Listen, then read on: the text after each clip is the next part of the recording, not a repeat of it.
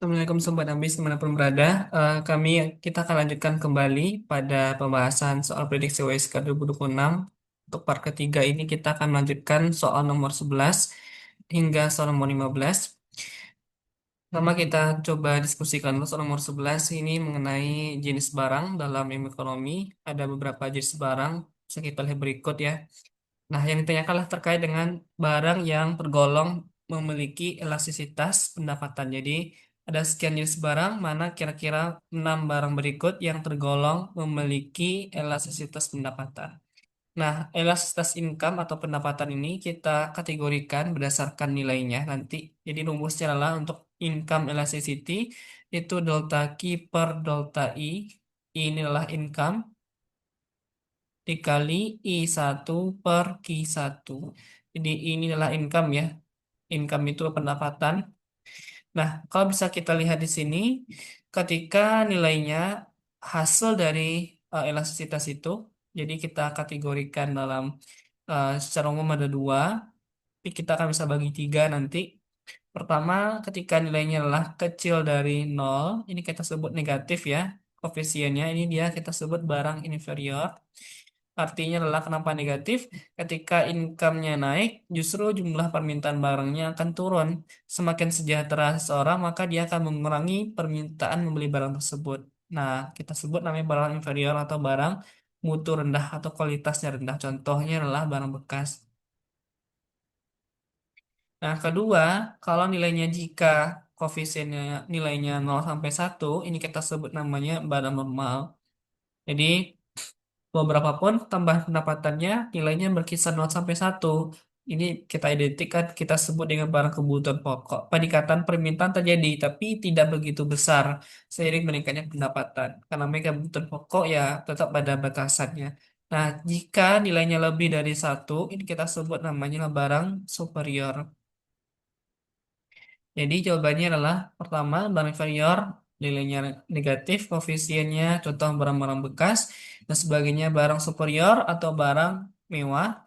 Ini barang-barang yang kualitasnya bagus, contoh barang mewah, barang antik, emas, dan semua dan lain sebagainya. Barang normal. Nah, barang given ini barang melawan hukum permintaan. Spekulasi juga bukan, jadi jawabannya adalah 1, 2, dan 4. Yaitu B. Oke, kita coba lanjutkan soal nomor 12. Soal nomor 12 terkait dengan fungsi biaya produksi dalam jangka panjang. Perbedaannya dengan jangka pendek apa? Kalau fungsi produksi dalam jangka panjang, kita bisa lihat bahwasanya selama untuk fungsi produksi itu adalah biaya produksi, maksudnya di sinilah total cost itu kita definisikan fixed cost atau biaya tetap ditambah dengan biaya variabel. Ini adalah biaya tetap fixed cost, PC itu adalah biaya variabel. Nah, biaya variabel ini biaya yang dipengaruhi oleh output. Sedangkan biaya tetap biaya yang tidak dipengaruhi oleh output yang dihasilkan berapa banyak. Nah, kalau kita lihat dalam jangka pendek, ya itu biaya tetap ditambah biaya variabel. Sedangkan dalam jangka panjang, jadi keseluruhan biaya itu hanya merepresentasikan biaya variabel. Jadi tidak ada biaya tetap lagi. Kenapa? Dalam jangka panjang individu sudah memiliki keberlangsungan usaha yang cukup besar ya, artinya aset yang cukup tinggi, besar, jadi dia udah bisa melakukan ekspansi usaha dan sebagainya, sehingga tidak ada indikator biaya tetap gitu. Biasanya biaya tetap ini ketika baru awal merintis usaha. Jadi dalam jangka pandang semua komponen biaya tergolong merupakan biaya variabel. Jawabannya adalah B, semua input bersifat variabel dalam jangka panjang. Kemudian kalau kita lihat di sini soal nomor 3, 13. Diketahui fungsi produksi sebagai berikut, TC sama dengan ini. Nah, ini kalau kita lihat di mana,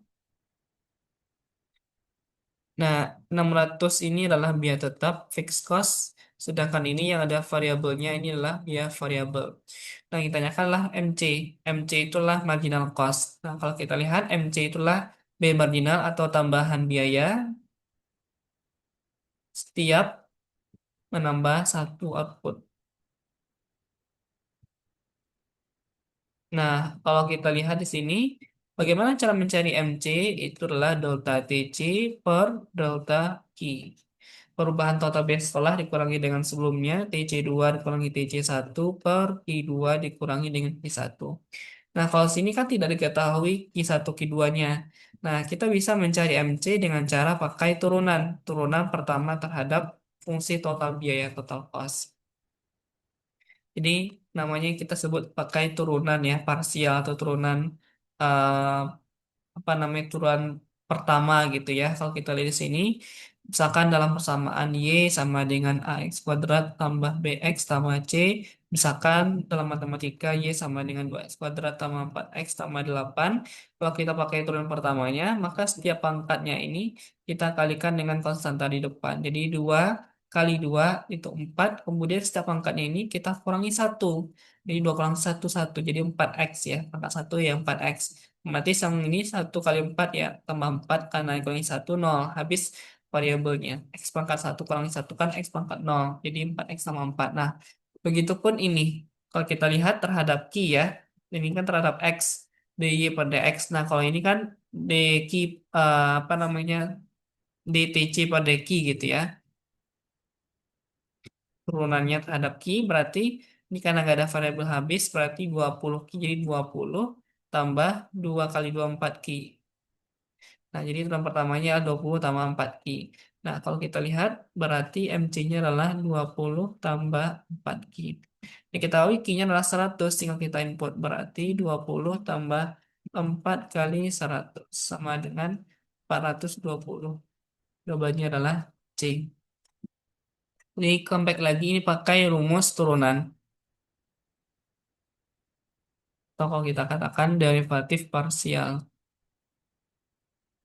Derivatif parsial. Oke, lanjut soal nomor 14. Berikut ciri-ciri suatu pasar. Pertanyaan utamanya adalah mana yang tergolong oligopoli. Nah, oligopoli inilah pasar yang kita sebut yang memiliki beberapa jenis produsen,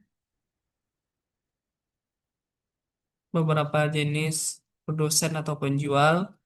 Nah, kalau kita lihat di sini berarti yang tergolong beberapa jenis produsen atau penjual yang memiliki kompetitif yang sangat tinggi. Artinya antar penjual sangat bersaing antar penjual untuk meraih konsumen ya, untuk meraih pangsa pasar yang tinggi. Nah, kita lihat di sini pertama ciri-ciri dari oligopoli itu adalah dari segi tadi dia adalah beberapa penjual. Oke, nah yang kedua itu kalau oligopoli memiliki kompetitif yang sangat tinggi. Kompetisi sangat tinggi karena dia hanya tersedia beberapa penjual. Oke, nah yang ketiga untuk kurva permintaannya itu adalah kurva permintaan pasarnya itu patah. Nah, itu disebut namanya Kincaid King Demand Curve atau kurva permintaan patah. Jadi kalau kita lihat, kalau yang horizontal ini adalah pasar sempurna bukan. Nah, yang keempat adalah masuk ini, hambatan masuk keluar pasar itu tinggi. Kenapa? Karena hanya tersedia beberapa penjual, otomatis yang baru sulit masuk. Adanya potensi kolusi dan kartel benar. Kenapa dimasuk? Kolusi itu adalah ke persekongkolan ya, kesepakatan yang dilakukan antar penjual di mana dia ingin meraih keuntungan tertentu dengan mengalahkan penjual lain. Nah, ini kan satu bentuk yang kurang baik dalam oligopoli ya. Kolusi kartel, produk yang dijual bisa homogen dan terdiferensiasi bisa, karena satu kelebihan dari oligopoli adalah dia bisa homogen barang yang sama ataupun dia terdiferensiasi karena dia kompetitif sangat tinggi. Dia ingin bersaing dengan yang lain, dia bisa barang yang sama atau barang yang sama tapi ada merek yang berbeda. Oh, contohnya misalkan produk air minum. Kalau minum yang putih kan ada aqua, air mineral dan sebagainya. Itu kan dia apa namanya terdiferensiasi dan sebagainya. Jadi jawabannya adalah 2, 3, dan 5. Kenapa yang 5? Salah, karena selalu kata-kata selalu nggak mungkin oligopoli selalu meraih laba maksimal karena dia pasti ada yang kalah, ada yang menang, ada yang menguasai pasar, ada yang tereliminasi dalam pasar. Maka dalam oligopoli kata selalu memperoleh laba maksimal itu salah karena di sini kompetisi yang sangat tinggi. Jadi jawabannya adalah 2, 3, dan 4. Kalau kita lihat di sini untuk option 2, 3, dan 4 itu adalah C.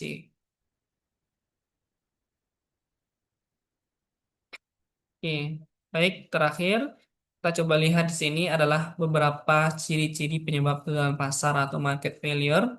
Nah, ciri-ciri yang termasuk kegagalan pasar itu ada beberapa macam. Pertama, kenapa bisa pasar itu gagal? Yang pertama adalah kalau kita lihat ini ini kembali lagi dengan keseimbangan pasar ya, market equilibrium. Syarat terjadinya keseimbangan pasar adalah adanya keseimbangan. Kalau dia tidak ada keseimbangan, maka akan terjadi market failure. Nah, faktornya adalah ini, bertemunya antara supply dengan demand, adanya kesepakatan antara penjual dengan pembeli untuk membeli dan menjual barang di pasar. Jadi, misalkan ini harga keseimbangannya berapa, misalkan 10.000, jumlah yang dibeli keseimbangannya adalah berapa sekian. Nah, ada ini bertemu antara penjual pembeli maka terciptalah harga keseimbangan pasar dan kuantitas keseimbangan. Jika penjual nggak bersedia menjual barangnya dan pembeli nggak berminat untuk membelinya maka kan tidak akan terjadi pasar atau keseimbangan pasar. Kita sebut namanya adalah market failure atau tidak bertemunya demand dan supply. Nah, jawabannya adalah pertama, sebentar, informasi yang sempurna ini nggak akan mungkin ya. Harusnya jawabannya kalau yang gagal pasar informasi yang tidak sempurna. Kalau sempurna pasti ada keseimbangan. Jadi satu salah, kemudian daya monopoli yang semakin kuat, artinya lah penjual yang semakin mendominasi dibandingkan pembeli. Karena semakin monopoli, pembeli tidak akan berkutik untuk melakukan tawar-menawar. Sehingga ini akan terjadi kegagalan pasar. Kedua benar, kemudian terdapat eksternalitas positif ketika acara. Nah ini apakah benar adanya eksternalitas? Karena ada saat keuntungan yang dinikmati oleh sekelompok atau individu tertentu. Nah, akan menciptakan market failure. Eksternalitas ini nggak harus negatif, juga bisa positif. Inilah faktor penyebab kegagalan pasar. PMI mengadakan kegiatan donor di sebuah sekolah. Nah, ini kita sebut namanya adalah barang altruisme. Barang altruisme itulah barang yang diberikan sukarela. Artinya adalah kita mendonorkan darah, tapi tidak diberikan harga, tidak diberikan artinya diberikan secara ikhlas. Jadi tidak ada tawar-menawar harganya berapa, kemudian pembeliannya nggak ada yang nggak dibeli nggak dijual. Jadi tidak ada demand dan supply sehingga barang altruisme menyebabkan kegagalan pasar. Jadi semua kegagalan pasar nggak harus negatif ya, tapi juga dalam konteks misalkan filantropi, altruisme itu membuat kemudahan dalam hal apa namanya kemanusiaan. Nah, di sini benar untuk altruisme. Persaingan kompetitif ini bukan dalam pasar, ini wajar dalam sebuah pasar terjadi kompetisi yang sehat gitu ya. Jawabannya adalah 2, 3, dan 4. B. Baik demikian, kita akan lanjutkan untuk part keempat untuk soal nomor 16 hingga nomor 20. Ini masih kurang lebih seputar mikro. Dan bagi adik-adik yang di sini ingin maksud soalnya bisa langsung pesan soal tersebut di link berikut. Dan jangan lupa untuk share ke teman-teman kalian dan juga subscribe. Dan jika ada pertanyaan ataupun komentar terkait bisa langsung menghubungi di langsung ke kalian ataupun juga bisa diketik di kolom chat untuk teman-teman ingin menanyakan soal-soal tertentu ataupun rekomendasi materi tertentu. Sekian, semoga manfaat. Selamat bertemu lagi untuk part keempat. Assalamualaikum warahmatullahi wabarakatuh.